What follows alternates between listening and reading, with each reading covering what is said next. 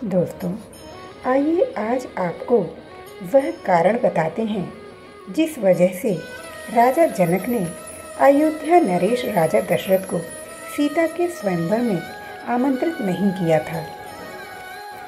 राजा जनक के शासनकाल में एक व्यक्ति का विवाह हुआ।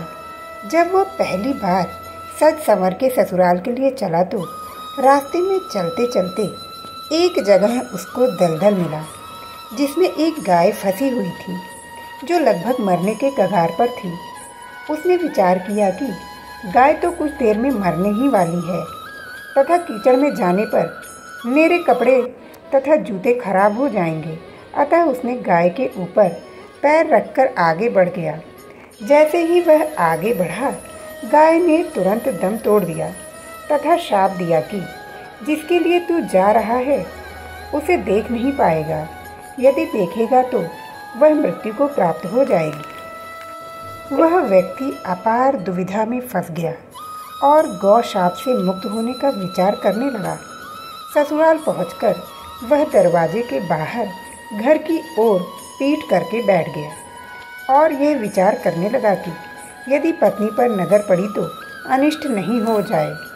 परिवार के अन्य सदस्यों ने उसको घर के अंदर चलने का काफ़ी अनुरोध किया, किंतु वह नहीं गया और ना ही रास्ते में घटित घटना के बारे में किसी को बताया।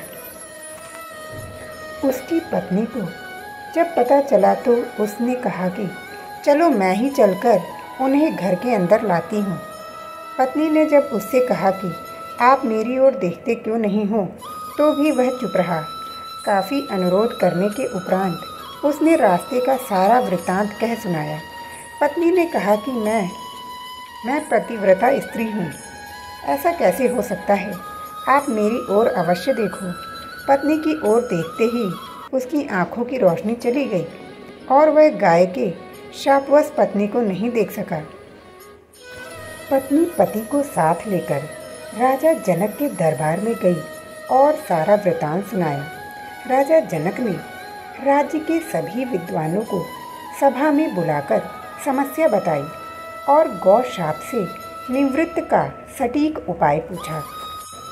सभी विद्वानों ने आपस में मंत्रणा करके एक उपाय सुझाया।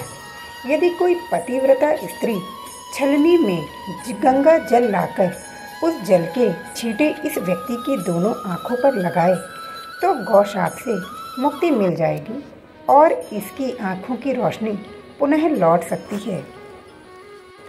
राजा ने पहले अपने महल के अंदर की रानियों सहित सभी स्त्रियों से पूछा तो राजा को सभी के पतिव्रता होने में संदेह की सूचना मिली। अब तो राजा जनक चिंतित हो गए। तब उन्होंने आसपास के सभी राजाओं को सूचना भेजी कि उनके राज्य में यदि कोई पतिव्रता स्त्री है तो उसे सम्मान सहित राजा जनक के दरबार में भेजा जाए। जब यह सूचना राजा दशरथ को मिली तो उन्होंने पहले अपनी सभी रानियों से पूछा।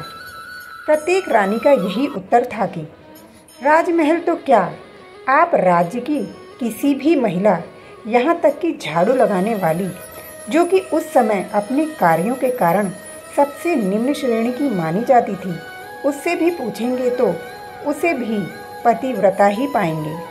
राजा दशरथ को इस समय अपने राज्य की महिलाओं पर आश्चर्य हुआ और उन्होंने राज्य की सबसे निम्न मानी जाने वाली सफाई वाली को बुलाकर भेजा और उसकी पवित्रता के बारे में पूछा।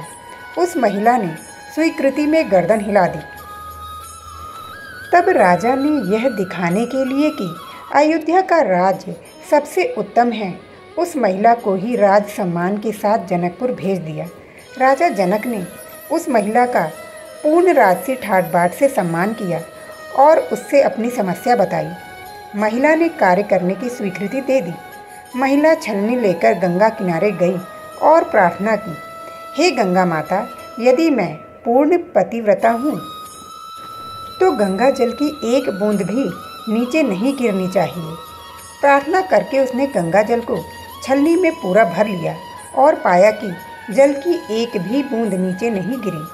तब उसने यह सोचकर कि यह पवित्र गंगा जल कहीं रास्ते में छलक कर नीचे ना गिर जाए, उसने थोड़ा सा गंगा जल नदी में ही गिरा दिया और पानी से भरी छलनी को लेकर राज दरबार में चली आई। राजा और दरबार में उपस्थित सभी नर नारी यह दृश्य देख आश्चर्यचकित रह गए तथा उस महिला को ही उस व्यक्ति की आंखों पर छींटे मारने का अनुरोध किया और पूर्ण राज सम्मान देकर काफ़ी पारितोषिक दिया।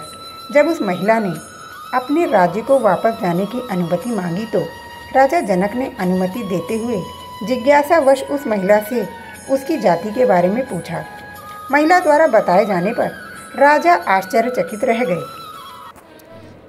सीता स्वयंवर के समय यह विचार कर कि जिस राज्य की सफाई करने वाली इतनी पतिव्रता हो सकती है तो उसका पति कितना शक्तिशाली होगा। यदि राजा दशरथ ने उसी प्रकार के किसी व्यक्ति को स्वयंवर में भेज दिया तो वह तो धनुष को आसानी से संधान कर सकेगा और कहीं राजकुमारी किसी निम्न श्रेणी के व्यक्ति को न वर ले। इस वजह से राजा जनक ने अयोध्या नरेश को सीता के स्वयंवर में निमंत्रण नहीं भेजा। किंतु विधाता की लेखनी को कौन मिटा सकता है। अयोध्या के राजकुमार वन में विचरण करते हुए अपने गुरु के साथ जनकपुर पहुंच ही गए और धनुष तोड़कर श्री राम ने सीता को वर लिया।